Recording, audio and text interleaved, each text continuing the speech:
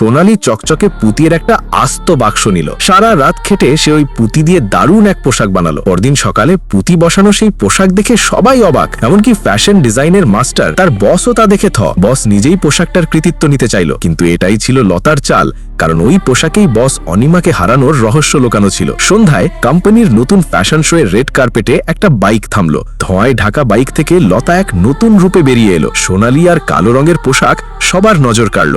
বসের দিক থেকে সবার চোখ এখন লতার দিকে। তখনই তার সঙ্গী সব আলো নিভিয়ে দিল। বড় এক ভবনে লীনা নামটা জ্বলে উঠল, আর লোকজনের মাঝখান দিয়ে এসে স্টাইলে বেরিয়ে গেল। লীনা এখন ফ্যাশন দুনিয়ার এক রহস্যময় নাম। কিছুদিন পর লন্ডনে আরেকটা বড় ইভেন্ট হলো। এবার অনিমা গাড়ি থেকে নামতে যাবে, কিন্তু দরজাই খুলল না। তখনই লম্বা পোশাক পরে লীনার সামনে এসে অনিমার গাড়িতে উঠে পড়ল। তার পোশাকে পুরো গাড়ি ঢাকা পড়ল। কালো আর লাল গোলাপে সাজানো সেই রাজকীয় পোশাক আবারও সবার নজর কাড়ল। পরদিন সব খবর কাগজ আর টিভি চ্যানেলে শুধু লীনারই চর্চা। কিন্তু অনিমা নিজের জায়গা ছাড়তে নারাজ। সে জলদি লীনার ব্যাপারে খোঁজ নিতে বলল, এমনকি পুলিশও তার কোনো খোঁজ পেল না। ওদিকে লতা তখনও কোম্পানিতে কাজ করছিল আর পরের পোশাকের ডিজাইনে ব্যস্ত ছিল। সে টেরই পায়নি যে অনিমা তাকে সন্দেহ করতে শুরু করেছে। অনিমা তাকে জিজ্ঞেস করলো সে নিজেকে গুটিয়ে রাখছে কেন। লতা জানাল যে সে শুধু অবসরে কিছু নতুন এক্সপেরিমেন্ট করছে। অনিমা বলল এখানে ব্যক্তিগত সময় বলে কিছু নেই। পরের ফ্যাশন শোতে অনিমা নিজেই লীনার ডিজাইন করা পোশাক পরে এলো। তখনই ময়লার একটা গাড়ি সেখানে এসে থামলো, আর তা থেকে এক গাদা পুরনো কাপড় নিচে পড়লো। ওই কাপড়ের ভেতর থেকেই লীনা আবার নতুন ঢঙে বেরিয়ে এলো। সে গাড়ির উপর দাঁড়াতেই